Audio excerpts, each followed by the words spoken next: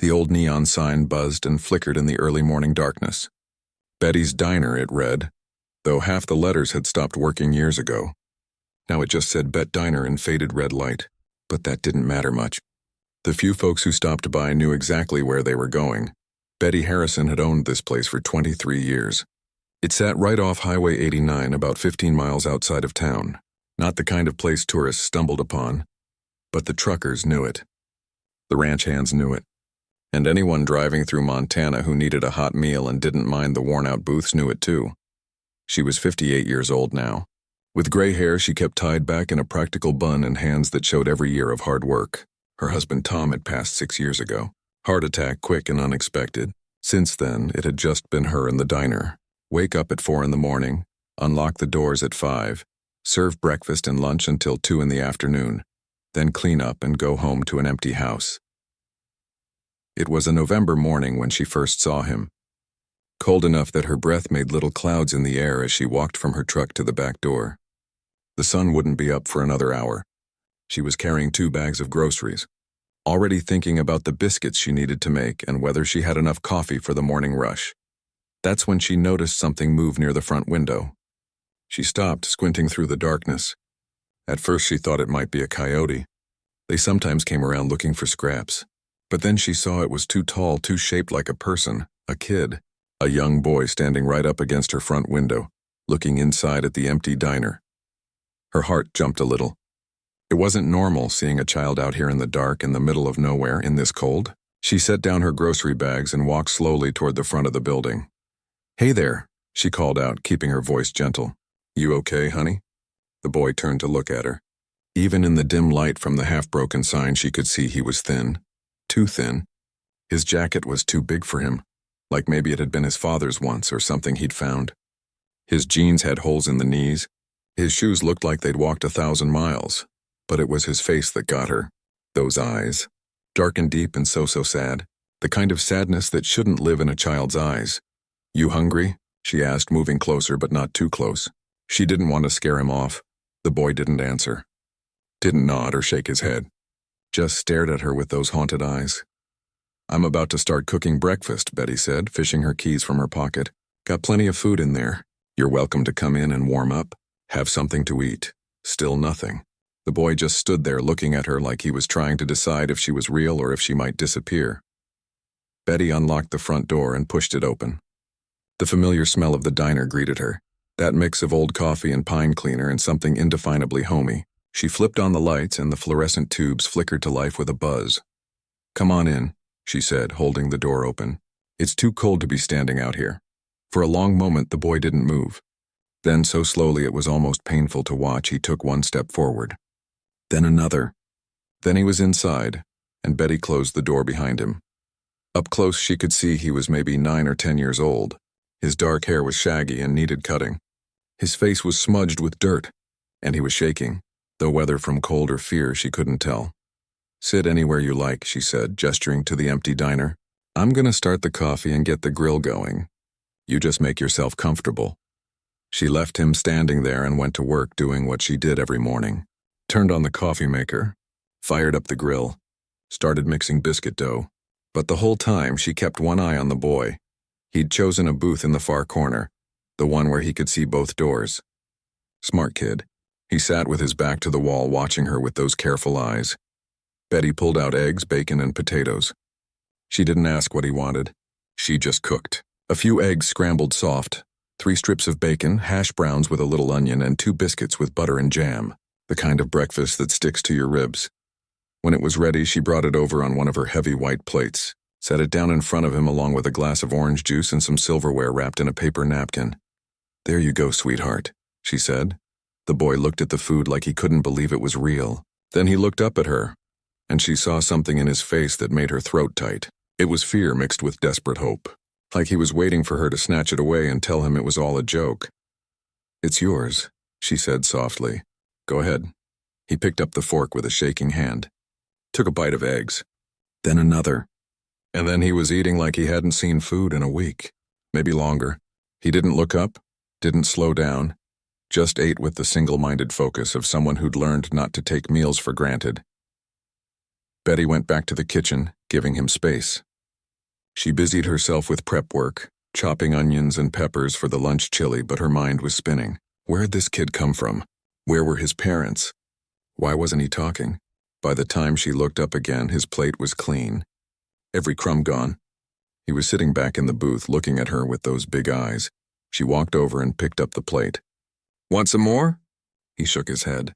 Just barely, but it was an answer. "Okay," she said. "You need anything else? Bathroom's right over there if you need it." He slid out of the booth and went to the restroom. Betty heard the water running for a long time. When he came back out, his face was cleaner and his hair was wet where he'd tried to smooth it down. The sky was getting lighter outside. In another 20 minutes, her first regular customers would start showing up. Old Frank, who drove the milk truck. The Peterson brothers, who worked the Lazy S Ranch. She looked at the boy. "You got somewhere to be?" she asked. He shook his head. "You gonna tell me your name?" He hesitated. Then he pulled a small notepad from his jacket pocket, the kind you could buy at the dollar store. He wrote something and held it up. "Daniel." "Daniel," Betty repeated. "That's a good name." "I'm Betty. This is my place," he nodded. "You can't talk, can you?" He shook his head and something like shame crossed his face. "That's all right," Betty said quickly. "You don't need to talk. Writing works just fine." The sound of a truck pulling into the parking lot made Daniel's whole body go rigid. His eyes darted to the door and Betty saw him calculating. "Looking for another way out? It's okay," she said. "That's just Frank, he comes every morning. But if you want to slip out the back, that's okay too." Daniel was already moving, heading for the kitchen. Betty followed and showed him the back door. He paused there, looking back at her. "You come back tomorrow if you want," she said. "I'm here every morning at 5. Back door's easier if you don't want folks seeing you." He stared at her for a long moment. Then he nodded once and slipped out into the gray dawn. Betty stood there for a minute, looking at the closed door. Then Frank called out from the dining room and she had to get back to work. But all day long she thought about that boy. Those sad eyes, that desperate hunger that was about more than just food. The next morning, before the sun came up, she made an extra plate of breakfast. Set it on the counter near the back door, and sure enough, at 5:15 there was a soft knock. She opened the door and there was Daniel. "Come on in," she said like it was the most natural thing in the world. "Your food's getting cold," and that's how it started. 3 months had passed since that first morning. 3 months of Daniel showing up at Betty's back door before dawn, quiet as a shadow. 3 months of her cooking him breakfast and watching him eat like every meal might be his last. It had become the most important part of Betty's day. She found herself thinking about him at odd times. When she was home at night, she'd wonder where he was sleeping. When she bought groceries, she'd pick up things she thought he might like. Extra peanut butter, those cookies with the chocolate chips, a warm hoodie she'd found on sale at the thrift store, just his size. The first time she'd tried to give him the hoodie, he'd looked at it like it might bite him. Suspicious, scared even. But she'd just left it on the chair next to him and gone back to her work. The next morning he was wearing it. She didn't say anything about it, but she smiled to herself while flipping pancakes. Daniel had changed in those 3 months. Not drastically, but enough that Betty noticed. He'd filled out a little. His cheeks weren't so hollow anymore. His hair was cleaner, like he'd found a place to wash up regularly. The clothes he wore under that hoodie were still worn, still patched in places, but they weren't falling apart anymore. He'd started helping too. That had surprised her. It began small. One morning she'd turned around to find him carrying his empty plate to the kitchen. She'd told him he didn't have to do that, but he'd just shrugged and started rinsing it in the sink. The next day, he'd dried the dishes she'd washed. The day after that, he'd started peeling potatoes while she prepped the grill. They developed a rhythm, the two of them. A silent dance in the kitchen where words weren't needed. She'd point to a bag of onions and he'd start chopping. She'd nod toward the coffee pot and he'd start a fresh brew. It was like having a helper who could read her mind.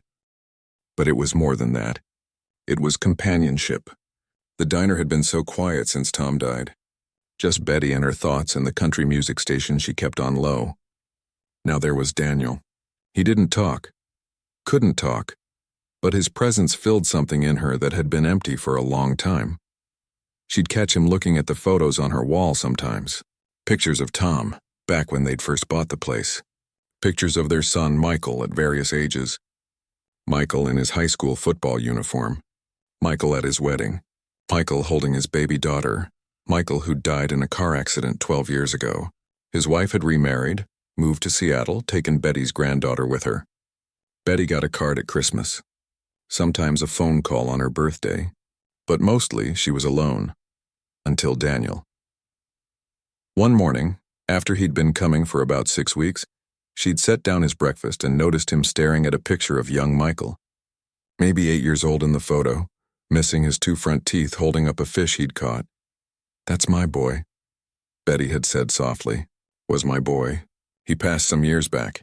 Daniel had looked at her with those understanding eyes. Too much understanding for a kid his age. Then he'd picked up his notebook and written, "I'm sorry." "Me too, honey," she'd said. "Me too." After that, something shifted between them, like they'd acknowledged that they were both carrying loss.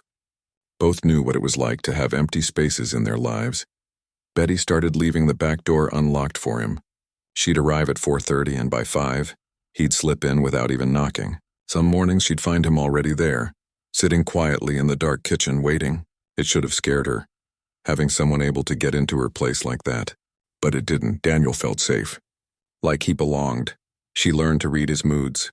Some days he was almost relaxed, helping her cook with something that looked almost like contentment on his face.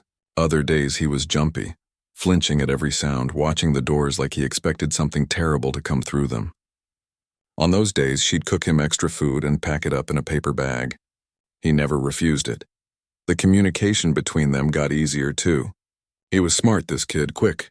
She'd say something once and he'd remember it. She'd shown him how she liked the onions diced small for the hash browns. And from then on, he did it exactly right every time. She'd mentioned she needed to reorganize the dry storage, and the next morning she'd found him already at it, sorting cans and boxes by type. His notebook was always in his pocket.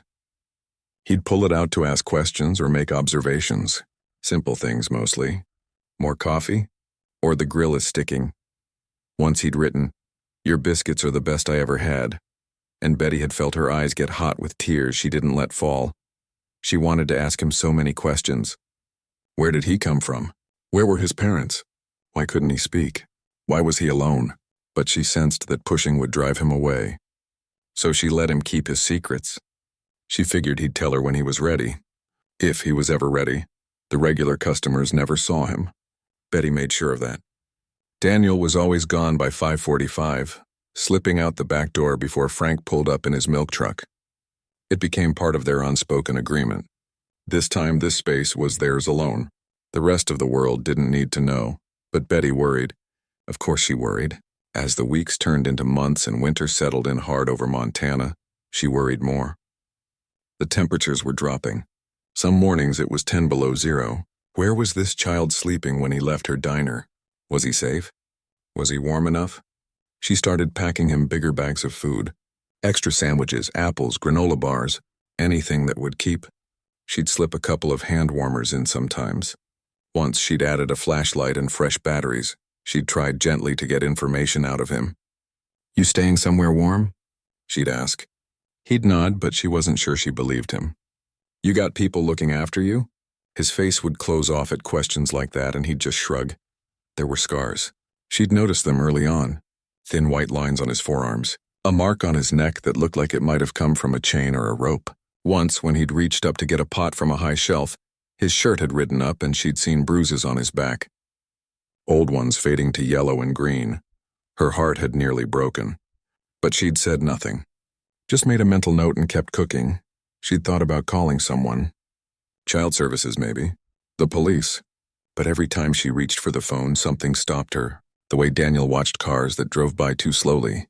The way he positioned himself in the booth so he could see all the exits. The fear that lived in his eyes, even on his good days. He was hiding from something, someone.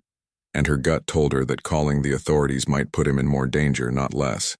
So she became his secret keeper. His protector in the only way she knew how. She fed him. She gave him a safe place, even if just for an hour each morning. She treated him with kindness and respect and never pushed for answers he wasn't ready to give. One morning in late January, he'd written something in his notebook and shown it to her. "Why are you nice to me?" Betty had stopped what she was doing and really looked at him. This thin, scared, broken child who'd stumbled into her life and somehow made it worth living again. Because everybody deserves kindness, she'd said simply, and because you remind me that there's still good work to do in this world. You being here, it helps me as much as I hope I'm helping you. He'd stared at her for a long moment. Then he'd done something he'd never done before. He'd reached across the counter and squeezed her hand. Just once quickly before pulling away. But it was enough. Betty had gone back to her cooking with tears running down her face. Happy tears. Sad tears. All mixed up together. She didn't know his story. Didn't know what had brought him to her door that first cold morning. Didn't know what he was running from or where he'd go when he wasn't in her diner. But she knew this: for 1 hour every morning he was safe. He was fed. He was cared for. And for 1 hour every morning she wasn't alone. It would have to be enough. At least for now. But Betty couldn't shake the feeling that something was building, that this peaceful routine they'd built together was too fragile to last. She saw it in the way Daniel looked over his shoulder more often lately. The way he sometimes froze, listening to sounds she couldn't hear. Something was coming. She could feel it in her bones the same way she could feel weather changes in her bad knee. She just didn't know what, or when. All she could do was unlock that back door every morning and hope he'd walk through it one more time. It was a Tuesday morning in late January when everything changed. Betty would remember that day for the rest of her life. Every detail, every sound, every moment of fear that would come crashing through her door. She'd arrived at the diner at 4:30 like always. The temperature had dropped to 15 below overnight, and her truck had barely started. The kind of cold that hurts your lungs when you breathe. The kind that makes your fingers ache even through gloves. She'd unlocked the back door and flipped on the lights, already thinking about the coffee she'd make and the biscuits she'd mix. Tuesday was her day for sausage gravy, and she knew Daniel loved it. She smiled, thinking about how he always sopped up every last drop with his biscuit. 4:45 came and went. No Daniel. 5 o'clock. Still no Daniel. Betty tried not to worry. Maybe he'd overslept. Maybe he'd found somewhere warm to stay and didn't want to leave it in this bitter cold. But her hands shook a little as she cracked eggs into a bowl. 5:15. 5:30. The knot in her stomach was getting tighter. In 3 months, Daniel had never missed a morning. Not once. Something was wrong. She could feel it. She was just pulling biscuits from the oven when she heard it. A sound at the back door. Not his usual quiet knock, but a desperate scratching like an animal trying to get in. Betty dropped her oven mitt and ran. She threw open the door and Daniel practically fell into her arms. He was shaking so hard his whole body vibrated. His face was white as snow, his lips nearly blue. And his eyes, those dark eyes that had seen too much, were wild with terror. "Oh my God, honey," Betty breathed, pulling him inside and slamming the door. "You're freezing. Come here, come here." She grabbed the blanket she kept on the back of her office chair and wrapped it around him. His teeth were chattering so hard he couldn't have talked even if he'd been able to. She sat him down in the kitchen and cranked up the space heater she kept back there. "Let me get you some coffee," she said, "with lots of sugar. You need to warm up." But when she turned to go to the coffee pot, Daniel grabbed her arm. His grip was surprisingly strong, desperate. She looked down at him and the fear in his eyes made her blood run cold. "What is it?" she asked. "What's wrong?" With shaking hands, he pulled out his notebook. It took him 3 tries to get his pen to work. When he finally managed to write, the letters were jagged and uneven. "They're coming. Hide me, please." Betty's heart started pounding. "Who's coming? Who's looking for you?" But before Daniel could write another word, she heard it. A sound that didn't belong in her quiet Montana morning. A sound she'd only heard in movies and on the news. Helicopters. The thunder of rotor blades filled the air, getting louder and louder. So loud the windows rattled. So loud she couldn't think. Daniel was on his feet, looking around like a trapped animal. His eyes darted from door to door, searching for escape. "The freezer," Betty said, making a split-second decision. "Get in the walk-in freezer. Behind the boxes in the back." He didn't hesitate. He ran for the big metal door, yanked it open, and disappeared inside. Betty grabbed a stack of empty boxes and followed him in, quickly arranging them to hide the small space where he'd squeezed himself into the corner. She threw her winter coat over the boxes for good measure. "Don't make a sound," she whispered. "I don't know what's happening, but I won't let them take you. I promise." She couldn't see him behind the boxes, but she felt rather than saw his nod. Betty stepped out of the freezer and closed the door, just as the sound of vehicles filled her parking lot. She walked to the front of the diner on shaking legs and looked out the window. 3 black helicopters were landing in her parking lot. 3. Like something out of an action movie, and pouring out of them were people in dark uniforms with weapons and gear. Her mouth went dry. This wasn't local police. This wasn't even state troopers. These were federal agents. She could see FBI printed in big yellow letters on their vests. A woman in a dark suit was striding toward her door. She looked all business, her face hard and determined. 2 armed agents flanked her. Betty's mind was racing. What had Daniel done? What was he running from? But even as the questions flooded her mind, her gut told her one thing. That terrified child hiding in her freezer needed her protection. She unlocked the front door and stepped out into the freezing air, closing the door firmly behind her. If they were going to search her place, they'd have to go through her first. "Can I help you?" she asked, proud that her voice came out steady. The woman in the suit pulled out a badge and held it up. "Special Agent Christina Rodriguez, FBI. Are you the owner of this establishment?" "I am, Betty Harrison. What's this about?" "Ma'am, we have reason to believe you've been harboring a missing child. A boy approximately 10 years old. We need to search your premises immediately." Betty's heart was hammering, but she kept her face calm. "A missing child? I don't know what you're talking about. I run a diner. I serve breakfast and lunch. That's it." Agent Rodriguez studied her with sharp eyes that had probably seen 1,000 people lie. "Mrs. Harrison, we've had surveillance on this location for the past 3 days. We have footage of a child entering your establishment every morning at approximately 5 a.m. through the rear entrance. Where is he?" 3 days. They'd been watching for 3 days and she hadn't noticed. Betty felt sick. "I want to see a warrant," she said. "We don't need a warrant in an emergency situation involving a child's safety," Rodriguez said. But there was something in her voice. Not cruelty, more like urgency, desperation even. "Mrs. Harrison, I need you to understand something. This child is in danger. Real danger. We're not here to hurt him. We're here to protect him." "Protect him from what?" Rodriguez glanced at the agents around her, then back to Betty. "From the people who murdered his parents. From the people who are hunting him right now. From a criminal organization that will kill him if they find him first." The world seemed to tilt. Betty grabbed the doorframe to steady herself. "What?" "His name is Daniel Whitmore," Rodriguez said, and her voice softened just a fraction. 7 months ago, he witnessed his mother and father being executed by members of the Volkov crime family. He's the only witness. The trauma rendered him unable to speak. We had him in protective custody, but he escaped 3 months ago. We've been searching for him ever since." Betty's mind was reeling. Daniel. Sweet, scared Daniel who helped her peel potatoes and dried her dishes, who'd been running from murderers all this time. "There's a trial starting in 2 weeks, Rodriguez continued. Without Daniel's testimony, even written testimony, the men who killed his parents walk free. And they know it. Which means they're looking for him too. And they don't want him to testify. They want him dead. How do I know you're really FBI?" Betty heard herself ask.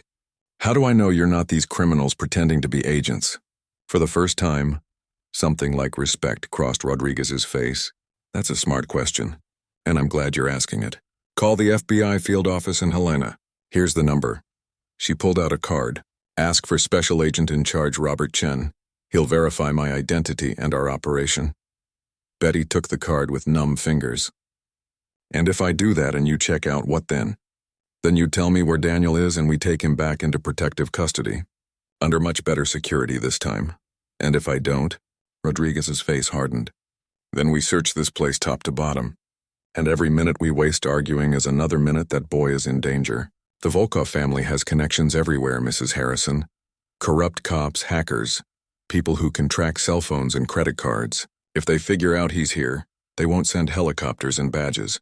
They'll send bullets and fire."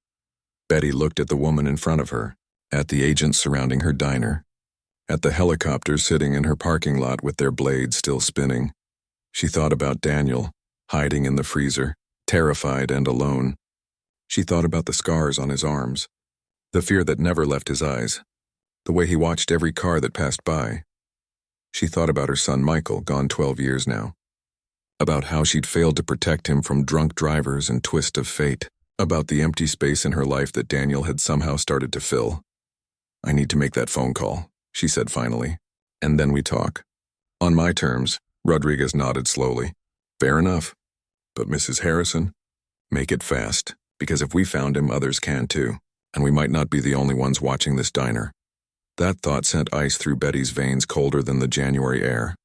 She pulled out her cell phone and dialed the number on the card, praying she was making the right choice, praying that protecting Daniel meant trusting these strangers with guns and badges, praying that she wasn't about to lose another child she'd grown to love.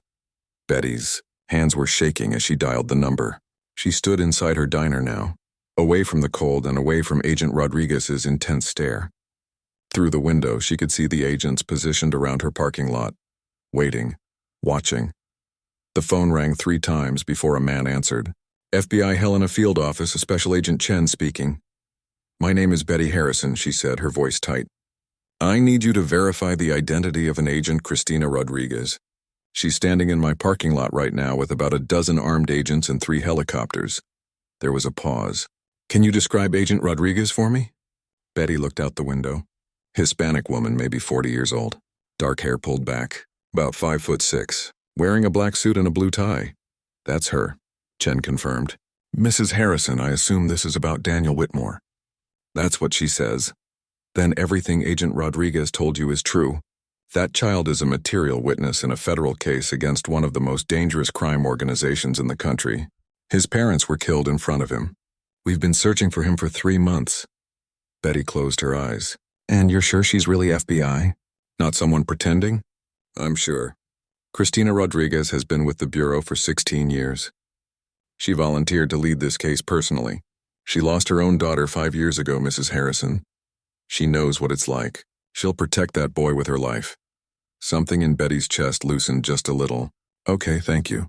She hung up and stood there for a moment, gathering her courage. Then she walked back outside. You check out, she told Rodriguez. But before I tell you anything, I need to understand something. If he goes with you, what happens to him? Rodriguez stepped closer, her voice low. We put him in a secure location. Federal safe house. 24-hour protection. He'll have counselors, doctors, everything he needs. And when the trial happens, he'll testify. After that, he goes into witness protection. New name, new life, new location where the Volkovs can never find him. Alone? Betty asked. He goes through all of that alone? He'll have handlers.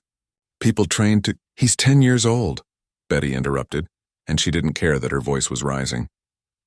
He's a terrified 10-year-old boy who's been living on the streets for 3 months. He can't even speak.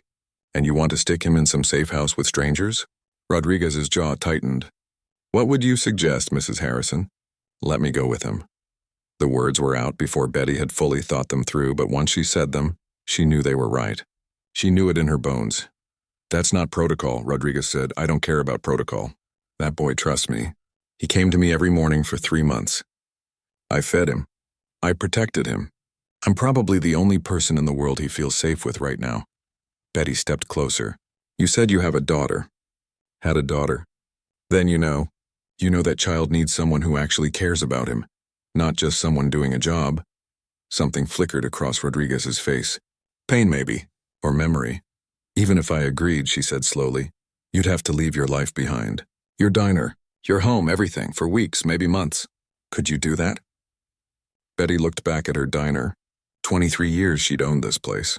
23 years of early mornings and aching feet and the smell of coffee and bacon. It was all she had left of Tom, of the life they'd built together. But it was just a building. Just a business. Daniel was a child who needed her. Yes, she said. I could do that. Rodriguez studied her for a long moment. Then she pulled out her phone and stepped away, speaking in low tones to someone. Betty couldn't hear what she was saying, but she saw the agent glance at her more than once. Finally, Rodriguez came back. My supervisor says it's highly irregular, but given the circumstances, if Daniel agrees to cooperate and you sign about 50 forms, we can make it work. You'd be his temporary guardian under federal protection. But Mrs. Harrison, you need to understand what you're signing up for. You can't contact anyone, can't tell anyone where you're going. You'll be cut off from your life completely until this is over. I understand. And if the Volkovs somehow find you, they won't hesitate to kill you too. I understand that too. Rodriguez nodded slowly. All right then. Where is he? Betty took a deep breath. This was it. The moment where she either saved Daniel or made the biggest mistake of her life. She looked into Rodriguez's eyes, searching for any sign of deception, any hint that this was a trap. All she saw was determination and something that looked like hope. "He's in the walk-in freezer," Betty said, "behind the boxes in the back. And when we open that door, you let me go in first. You let me talk to him. No guns, no rushing in. He's been through enough trauma." Agreed. Betty led the way through the diner, Rodriguez and 2 other agents following. Her heart was pounding so hard she could feel it in her throat. When they reached the freezer door, she turned to the agents. "Wait here, just for a minute." She opened the heavy door and stepped into the cold. "Daniel? Honey, it's me, Betty. You can come out now." For a moment, nothing. Then she heard movement behind the boxes. Slowly, Daniel emerged, still wrapped in her blanket. His face was pale, his eyes huge and frightened. When he saw the agents behind Betty through the open door, he started to back away. "Wait," Betty said, kneeling down so she was eye level with him. "I need you to listen to me. Really listen.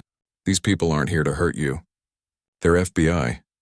They've been looking for you since you ran away from the safe house." Daniel shook his head violently, trying to push past her. "Stop," Betty said firmly, catching his arms. "Daniel, look at me. Look at me." He finally met her eyes, and she saw tears running down his cheeks. "I know you're scared," she said softly. "I know you don't trust anyone. But baby, you can't keep running. The people who hurt your parents, they're still looking for you. And if they find you before the trial, you won't be safe anywhere." He pulled out his notebook with shaking hands and wrote, "They found me at the last safe house. I know.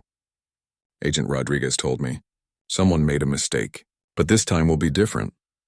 Betty took his cold hands in hers. "Because this time I'm coming with you." His eyes widened. "If you agree to go with them, I go too. We face this together. I'll be there every day, every meal, every night. Just like the past 3 months, except we'll both be safe, both be protected." Daniel stared at her like he couldn't believe what he was hearing. "You'd have to testify," Betty continued. "You'd have to write down what you saw that night. I won't lie to you, it's going to be hard. But after the trial, you get a new life, a safe life.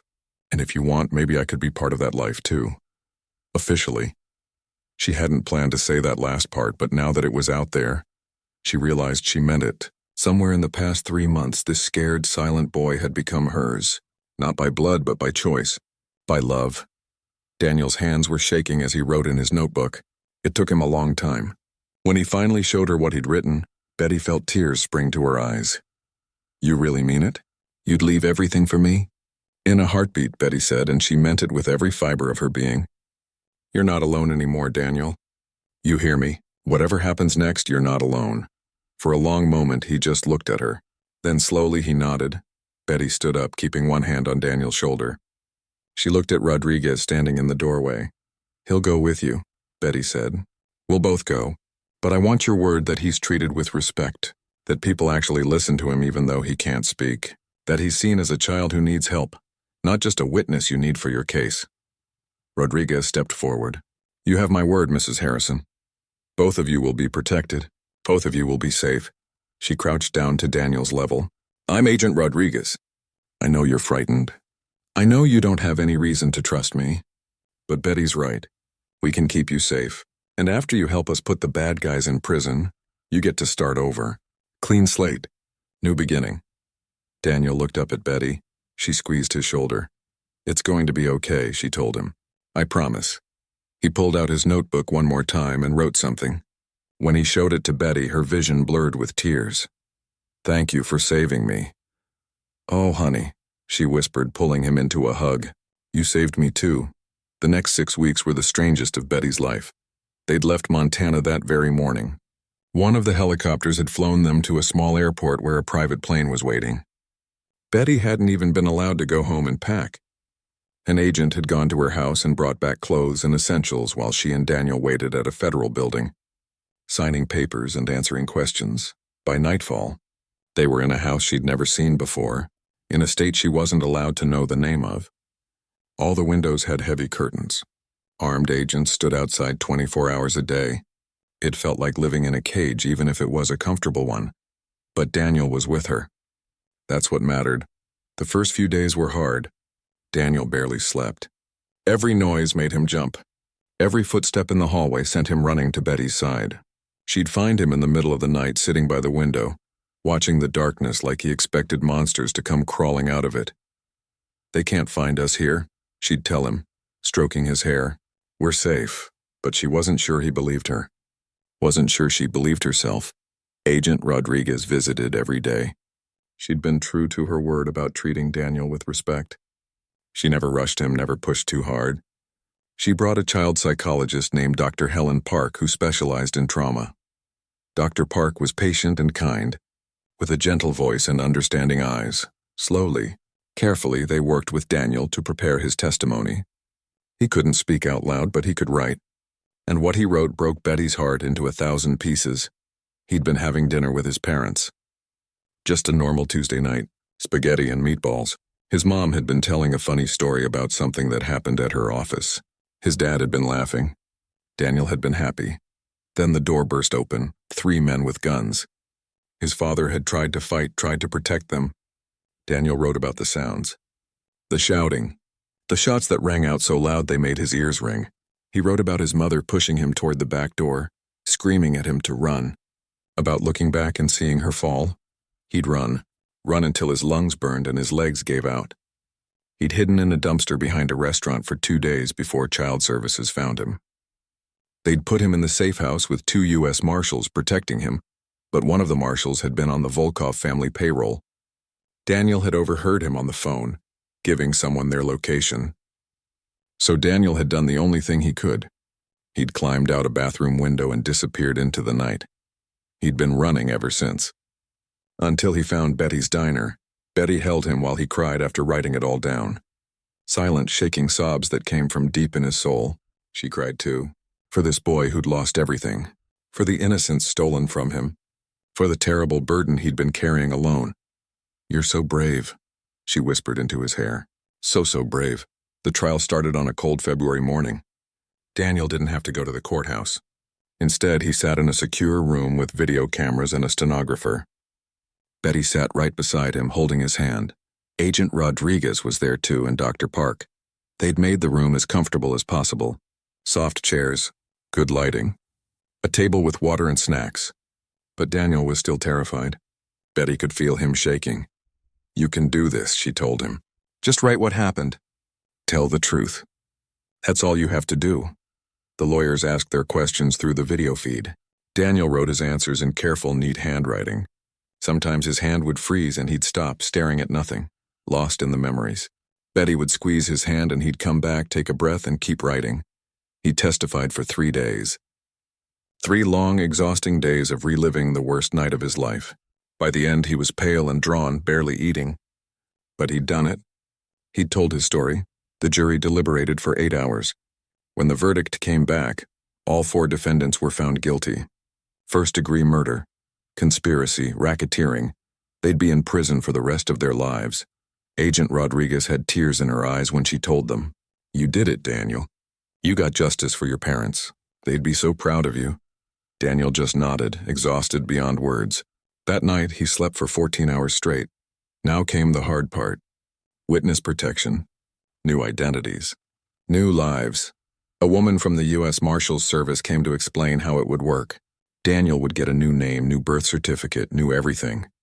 His past would be sealed. He'd be placed with a foster family in a location the Marshals chose. What about Betty? Daniel wrote quickly, his eyes panicked. The Marshal looked uncomfortable. "Mrs. Harrison isn't part of the witness protection program. She was temporary protection during the trial phase. Now that it's over, no." Daniel's pencil broke from how hard he pressed it to the paper. He grabbed another one and wrote in big, angry letters, "She stays with me. Son, it doesn't work that way. The program has rules." Daniel stood up and walked to the corner of the room, his back to everyone.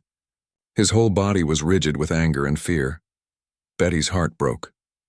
After everything he'd been through, they were going to separate them anyway. "Can I have a moment with him?" she asked quietly. The Marshal nodded and left the room. Agent Rodriguez started to follow, but Betty shook her head. "You two, please." When they were alone, Betty walked over to Daniel. She didn't try to touch him, just stood nearby. "I know you're angry," she said softly. "I'm angry too." But Daniel, you need to listen to me. This is about keeping you safe. That's the most important thing." He shook his head violently. "Look at me, honey." Slowly he turned around.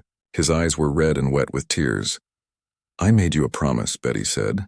"I told you that you weren't alone anymore. And I meant it.